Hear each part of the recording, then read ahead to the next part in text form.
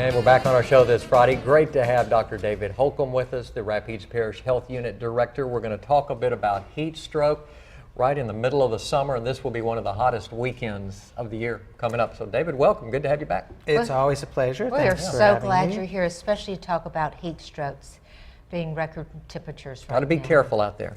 Well, heat kills. Yeah. You know, that's the problem. And they can have every year deaths from people who their air conditioning breaks, they have no way to cool. And it's especially dangerous for little children and older people because their heat regulatory mechanisms are not fully developed or they're not working right. And so these folks are particularly vulnerable. Yeah. And in our area, it's a real problem because of humidity. Yeah. That adds to it. Yeah, because the heat index actually rises, and so you can't get rid by perspiration and sweating and so forth. It doesn't work as well when there's lots of humidity. Okay, what can we do? What type of precautions do we need to take? Obviously, hydration is very important if you're outside. Right, and I mean people need to use some common sense and avoid especially strenuous activities. Yeah. And it's really a progression. The first thing is heat exhaustion, and that's much more common. And that's people are sweating profusely. They're trying to get rid of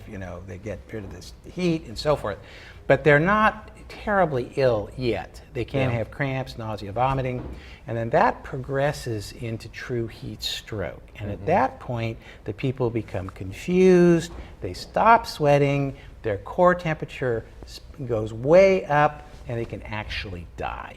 So this is a big deal. And so you really have to be very aware of people and how they're acting and how they're reacting. And if it gets to that heat stroke deal, that's a 911 issue. That's a 911 call. Yeah. Yes. Make that call.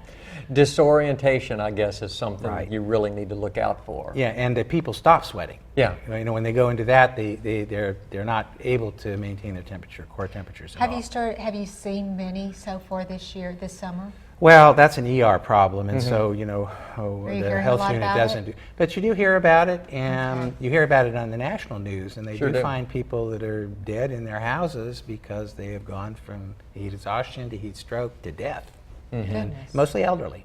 Yep. Those elderlies also, I know there's a lot of fan drives going on this summer, so it's really helpful to have a fan going. And larger cities will often have cooling centers and invite people to come in, homeless and so forth. So be very attentive, and it gets hot, it's a danger, a health danger. Before we went on, Mark was asking you about the lawn service. So, and you rolled your eyes. You're rolling your eyes yeah, he also. Did. I waited until after 7 o'clock last night to do my yard work, David. Right. I mean, don't do it in the direct sun in the heat of the day. I mean, there's just things you can do to, and if it looks a little longer than your neighbors, it's okay for a little while. Then I jumped in the pool after that, so I cooled off. There you go. Lots of water, lots of water. Yeah, that's one of the big keys, obviously, is hydration. Always make sure you have that water close by. And especially if you have visitors, out-of-town visitors and so forth, people from cooler climates are not used to getting sweating. And so you actually take 7 to 10 days to move from a cooler climate to a hotter climate. Really? Yep. And then your sweating mechanisms increase, and you double or triple the amount that you can sweat, which my wife hates, of course, but blows. Switching gears a bit on the Zika virus, the Olympics are coming up in just a couple of weeks. Any updates on that for us? Well, we've had our 9th documented case in Louisiana. Yeah. And there's probably around 1,000 in the United States now, in the continental United States, all imported or sexually transmitted. So we haven't had any back and forth stuff in people that are in the United States.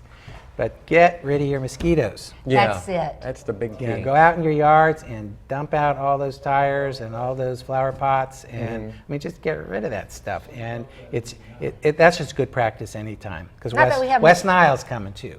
Okay, so that's next. You got to be watching out for that. Yeah. Right. Haven't had any cases yet, but end of July is when they start popping up. So empty water containers around the house. So that's the number one. And screen your house. Needs to be screened, and you have to use DEET. The problem with the mosquito that transmits Zika is it's a household mosquito, and it bites day or night. So it's around in the daytime and anytime. It's not just dawn and dusk. So that's a problem. right. So, David, always great having you. Great information. pleasure. Thank If you you for need being with us anything, this Be morning. careful out Medicaid there. expansion, anything, the Office of Public Health is at your disposition. We'll be giving you a buzz. Okay. We appreciate your time on Good Day Cinema. All right. Thanks so much. More to come. We'll tell you all about RILA when we return.